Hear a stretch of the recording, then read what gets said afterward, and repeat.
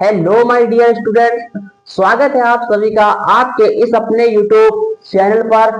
तो स्टूडेंट, आज से हम क्लास 10th साइंस के लेक्चर्स को स्टार्ट कर रहे हैं। ये पहला लेक्चर है। इस लेक्चर के अंतर्गत आज से आपको लेक्चर्स क्रम से मिलेंगे आपके इस अपने इसी चैनल पर, ठीक है। इसलिए आप इस चैनल को सब्सक्राइब कर लीजिए। तो आज के इस लेक्चर में हम पढ़ेंगे साइंस विषय के अंतर्गत फिजिक्स पार्ट का पहला चैप्टर, प्रकाश का परावर्तन तथा अपवर्तन, reflection of light and reflection of light. इसको आप समझिएगा। तो सर्वप्रथम इसको हम समझते हैं, ठीक है। देखिए क्या है प्रकाश का परावर्तन तथा अपवर्तन। तो सर्वप्रथम प्रकाश समझते हैं। प्रकाश क्या है, यानी प्रकाश यानी लाइट क्या है। अब यहाँ प्रकाश किसी व्यक्ति का नाम नहीं है, यहाँ प्रकाश यानी लाइट की बात हो रही है, ठीक है। तो प्रकाश हेडिंग डालेंगे हम,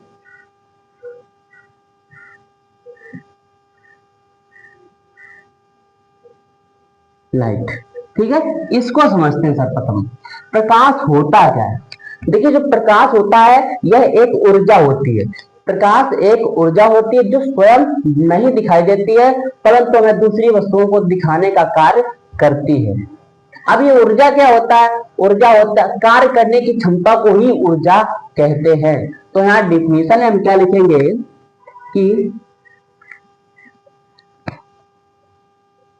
प्रकाश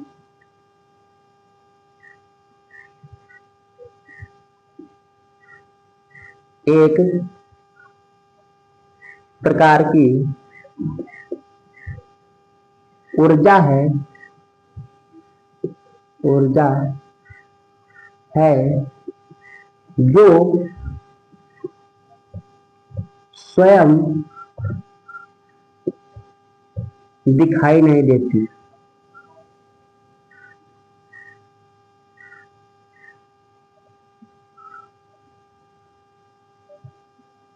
नहीं देती है, परंतु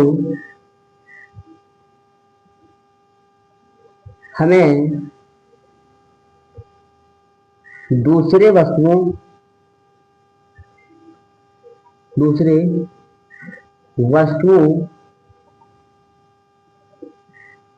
को दिखाने का कार्य करती है,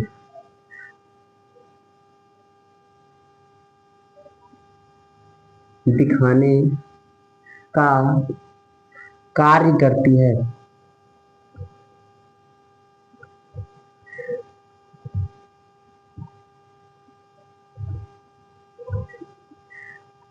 यानी जो प्रकाश होता है, प्रकाश एक ऊर्जा होती है और ये स्वयं नहीं दिखाई देती है, हमको किसी वस्तु को दिखाने का कार्य करती है। जैसा कि मैं मान लू एक प्रकाश स्रोत है। प्रकाश स्रोत का मतलब एक टॉर्च है। जैसे कि कोई टॉर्च है, उस टॉर्च को हम अपनी आंखों के सामने रखते हैं तो हमको उसके अलावा कुछ वस्तु दिखाई नहीं देगी। और जैसे ही हम उस टॉर्च को किसी वस्तु पर उसका प्रकाश डालेंगे तो वो वस्तु हमको दिखाई देगी। यानी कि प्रकाश हमको नहीं दिखता और ये किसी वस्तु को दिखाने का कार्य करता भी। अब ये प्रकाश जो है ये ऊर्जा कैसे होता है।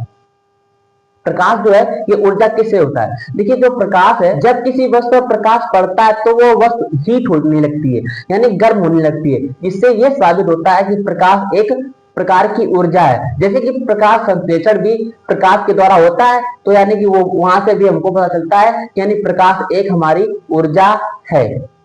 आप देखिएगा ये प्रकाश जो हमारा होता है ये चलता कैसे है, यानी ये कैसे यात्रा करता है। तो प्रकाश जो होता है आपका प्रकाश, ठीक है, प्रकाश आपका यहां पर लिखेंगे प्रकाश अनुदैर्ध्य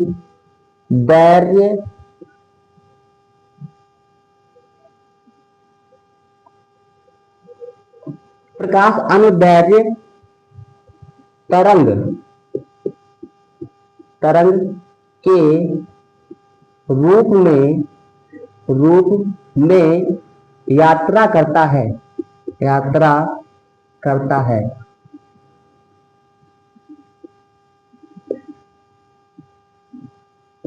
इसका मतलब समझिएगा, अनुदैर्घ्य का मतलब ये होता है कि जो प्रकाश है एक तरंग के रूप में चलता है, एक जो प्रकाश ट्रेवल करता है एक वेव्स के रूप में ट्रेवल, यानी तरंग के रूप में हमारा जो जो प्रकाश है वो एक वेव्स के रूप में ट्रेवल करता है।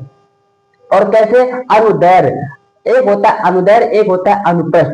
तो प्रकाश हमारा अनुदैर्घ्य ट्रेवल करता है और अनुदैर्घ्य वेव्स के रूप में ट्रेवल करता है और अनुप्रस्थ तरंग के रूप में यात्रा नहीं करता। ये हमारा प्रकाश, ठीक है। तो आप देखिएगा, आप प्रकाश की चाल क्या होती है?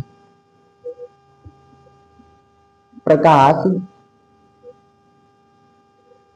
की चाल, प्रकाश की चाल क्या होती है? इसको सी से जोड़ करते हैं, सी से जोड़ करते हैं, ठीक है।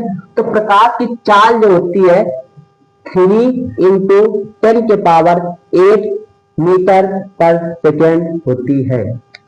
यानी कि जो प्रकाश की चाल है 3 इंटू 10 के पावर 8 मीटर पर सेकेंड से ट्रेवल करती है। इतनी इसकी स्पीड है प्रकाश की, लाइट की, ठीक है। लेकिन हम बोले तो ये हमारी अप्रोक्सीमेटली वैल्यू है। हम यदि बोले तो ये हमारी अप्रोक्सीमेटली वैल्यू है, ठीक है, यानी कि लगभग में है। और हमारी जो हमारी एक्चुअल में इसकी जो स्पीड रियल में होती है वो होती है हमारी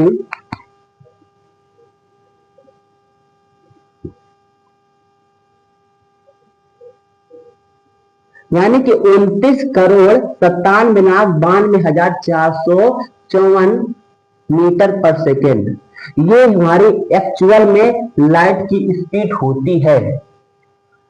तो ये लाइट के बारे में मैंने बता दिया आपको। अब हम पढ़ते हैं reflection of light. Reflection of light क्या होता है, यानी प्रकाश का परावर्तन क्या होता है? प्रकाश का परावर्तन,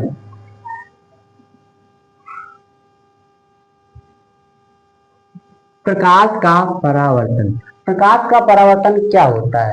देखिए, जब कोई प्रकाश किसी चिकने तल से टकराकर वापस लौटना ही प्रकाश का परावर्तन कहलाता है। इसको हम समझते हैं, ठीक है। देखिए, जैसे कि मेरे पास ये कोई चिकना तल है, ये कोई चिकना तल है, ठीक है। अब इस चिकने तल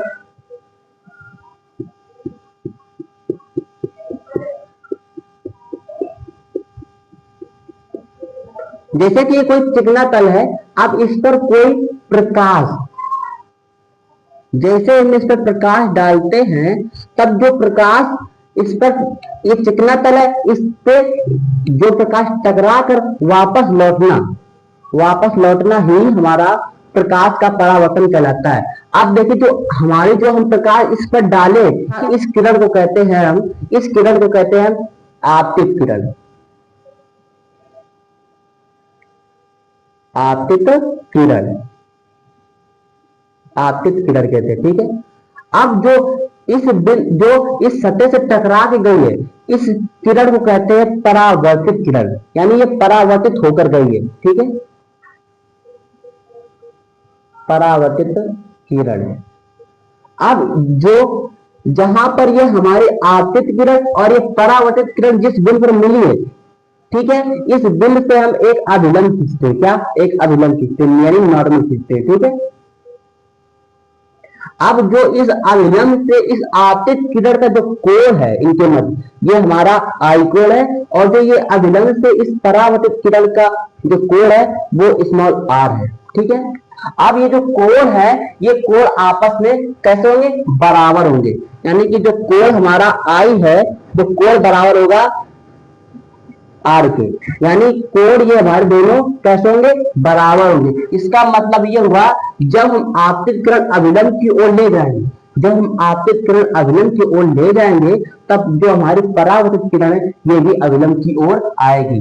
आपने महसूस भी किया होगा, जैसे कि कोई आपके समझ एक कोई समतल दर्पण मान लीजिए, ठीक है, दर्पण है, जैसे दर्पण में हम देखते हैं तो हमारी जो यहाँ पर वस्तु होगी, यानी मान लीजिए ये हमारा दर्पण है, इस दर्पण में हम यहाँ से देख रहे हैं तो जो यहाँ पर वस्तु उपस्थित होगी वह वस्तु हमें इस बिंदु पर दिखाई देगी।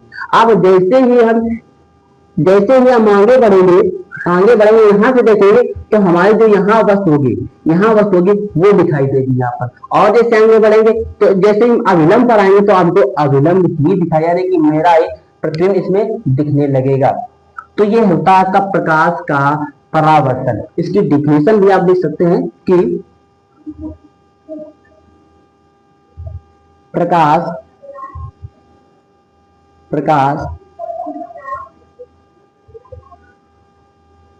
किसी चिकने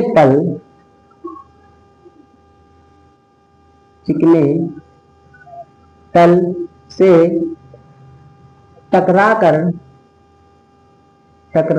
कर उसी माध्यम में वापस होना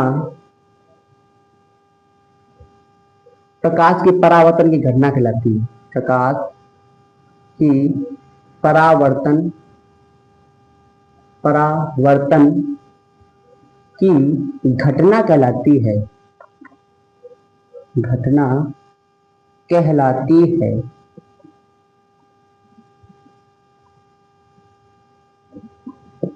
या इसको और बड़ी परिभाषा लिख सकते हैं कि जो हम जब आपतित किरण, यहाँ पे लिख सकते हैं क्या, जब हम आपतित किरण किसी चिकने समतल दर्पण पर डालते हैं तब जो उसके मध्य हम एक अभिलंब मानते हैं, जो आपतित किरण डालते हैं, जैसे हम चिकने तल पर डालते हैं तो वही आपतित किरण हमारी परावर्तित किरण में परिवर्तित हो जाती है। तो इस प्रकार भी इसको हम लिख सकते हैं। और यहाँ पर एक और पॉइंट लिख देंगे हम, क्या, आपतित किरण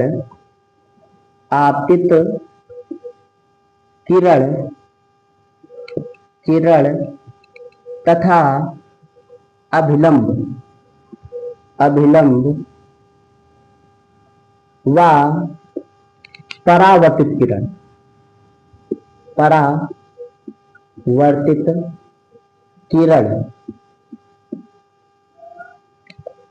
एक ही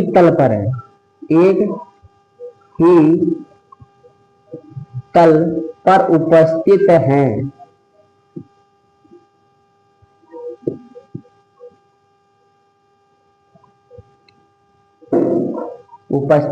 हैं। ये पॉइंट आपको और लिख देना है। यानी कि जो हमारी आपतित किरण अभिलंब, यहाँ पर अभिलंब लिख दो, अभिलंब का मतलब होता है नॉर्मल, यानी आपतित किरण, अभिलंब और परावर्तित किरण एक ही तल पर स्थित हैं। और ये भी लिखना कि जो हमारा, ये भी लिख देते हैं आपतन कोण, इसे जो आई है इसे आपतन कोण कहते हैं, ठीक है। आपतन कोण बराबर होता है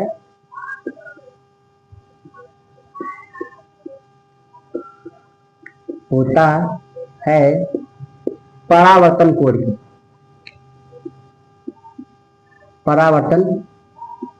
कोण की, ठीक है।